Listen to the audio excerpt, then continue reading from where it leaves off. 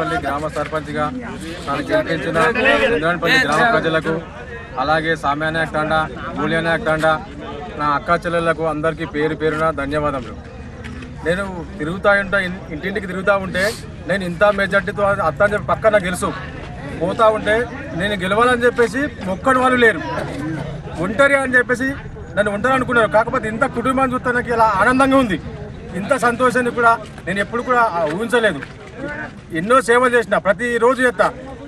అందుకని ఇప్పుడు కూడా గెలిపించిన నా తాండవాసులకు, చంద్రాయనపల్లి గ్రామ ప్రజలకు, అక్క చెల్లెలకు అందరికీ ప్రత్యేకంగా గెలిపించారు.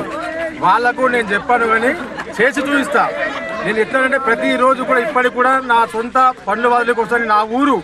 నా ఊరు అంటే చంద్రాయనపల్లి ఇలా చెప్పడానికి నాకు తక్కువనే, ఇంకెంత చెప్పినా తక్కువనే. కానీ ఎక్కడ పోయినా చంద్రాయనపల్లి అంటే ఫస్ట్ గుర్తుకొచ్చాడు రఘు. అట్లాంటిది ఇంకా పైకి తీసుకొస్తానని చెప్పేసి నేను నా గ్రామ ప్రజలకు నా మీద నమ్మకంతో గెలిపించి, భారీ మెజార్టీతో గెలిపించిన వాళ్లకు నేను పగలు రాత్రి కష్టపడుతూ వాళ్లకు ఏదో విధంగా సహాయపడతానని చెప్పేసి కోరుకుంటున్నాను.